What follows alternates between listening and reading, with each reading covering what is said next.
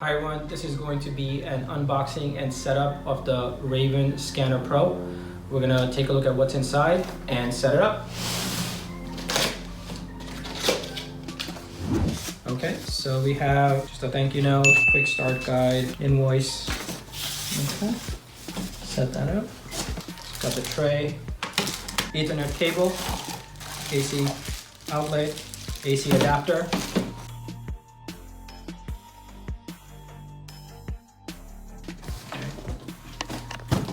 This weighs about 9 pounds.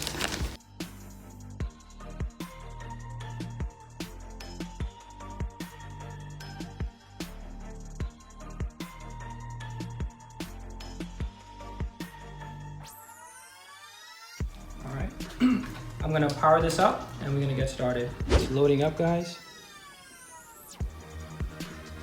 Okay. Ignore that error. Okay, so the first thing it's asking me to do is set up my Wi-Fi. So I'm gonna hit tracker. All right, guys, it's connecting to the network. All right, looks like the Wi-Fi was successfully set up. And then it's gonna ask you to create your Raven account. That's one of the first things that you have to do to set it up, okay? So I'm gonna go ahead and set up my account. I've finished setting up the raven.com account, and this is the screen that you're gonna see once it's finished setting it up. And wanted to let you know the Raven account is free with unlimited storage scanning with the purchase of Raven Pro Scanner. Now let me walk you through the different options that are on the screen. First one, you're gonna see the auto detect. Once you click on that, you're gonna have 4 options. You could do auto. If you're not sure, just keep it at auto. You could have it double-sided. I'm gonna just keep mine on auto. When you do select auto, be sure to make it face down when you're scanning. The next option is gonna be the color. You can do grayscale, black and white color, depending on what type of document that you're scanning. Those are your options. Next one is going to be your quality setting. You're gonna have 4 options. The first one is the 200 dpi. The higher the dpi, the better the resolution of the scan, but keep in mind that the higher the DPI, the more storage capacity is going to take up for each document. So just keep that in mind. And when you do 200 DPI, it will scan about 60 pages per minute, and the tray itself can hold about 100 pages. The next option is the Raven Cloud.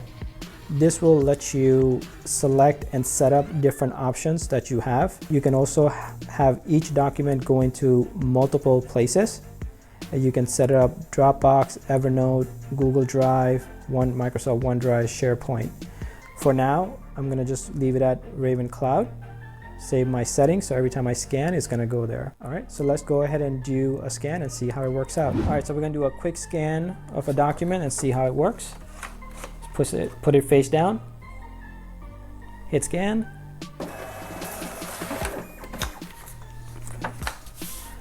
All right, so you're gonna see the document on the screen. Before you upload to the Raven Cloud account, you have different options here. You can add additional documentations over here if you wanna hit add. You can ignore that. Next one, you can name the document however you want it. So let's say test, save it. And then let's say if you scanned multiple pages and you want those as a separate file, then you would select separated and it will create different PDF files. But since only one page, we're just gonna hit upload to Raven Cloud, hit OK, send successfully. You can see that was pretty fast, and that's it.